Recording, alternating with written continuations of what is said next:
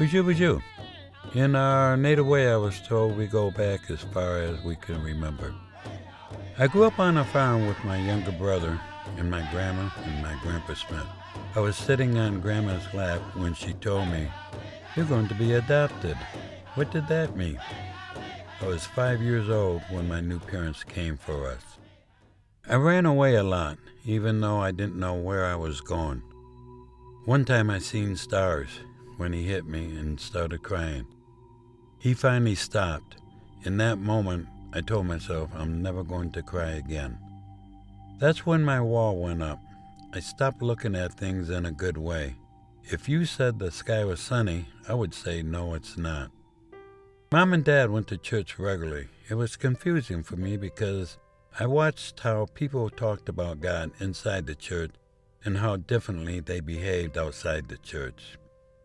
One day someone stole a case of beer and brought it to the schoolyard.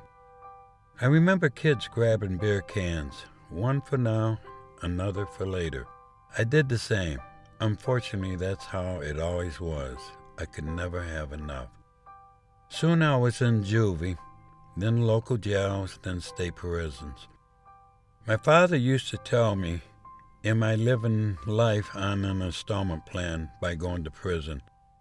I could always count on my dad to bail me out. I stopped drinking for 14 and a half years, and I tried going to church to find my spirituality.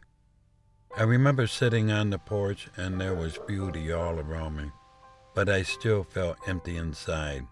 Alcohol and drugs couldn't fill it.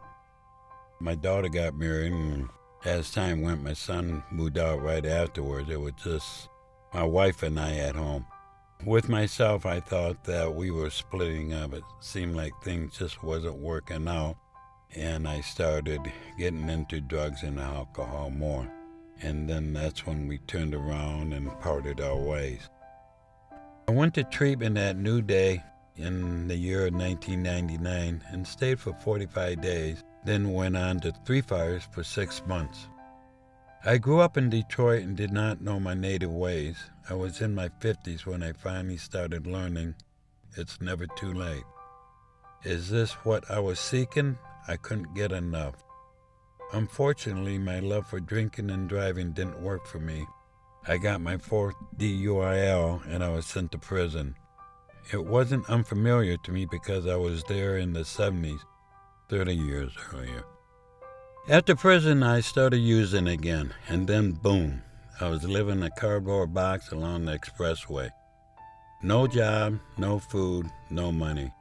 I'd go canning for change, dumpster diving for food, and looking for unfinished cigarettes near banks and gas stations. I didn't care if I lived or died. Tossing and turning in my cardboard box, I knew this life was not for me. But I didn't know how to get out of it. I finally cried myself to sleep. I stayed away from my family when I was using, even though my sisters attempted to help me. I called my older sister and told her I wanted to visit. I really only wanted to borrow money to go to the dope house. She saw my condition, told me to stay the night. You know, women have a way of comforting a person.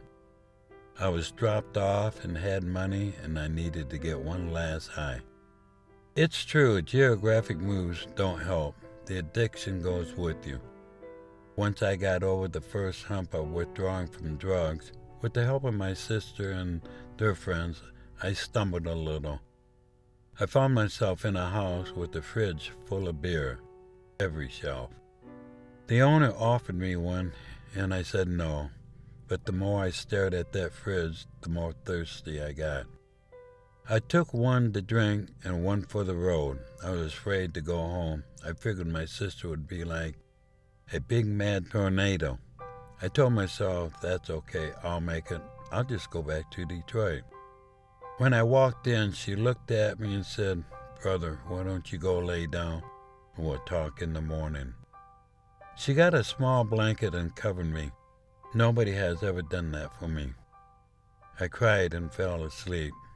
That was the last time I took a drink. I was 57 years old when I got sick and tired of being sick and tired. I started going to AA and NA meetings, and I found teachers who taught me about our spiritual ways of life. The most beautiful thing in the world cannot be seen or touched. It must be felt from within. Life is truly precious. I have conscious contact with the Creator every night. Last week I celebrated 10 years of sobriety, and they are the best and the happiest years that I have ever lived. I am on the tribal council, and I go to AA and NA meetings to share my story, to give others hope.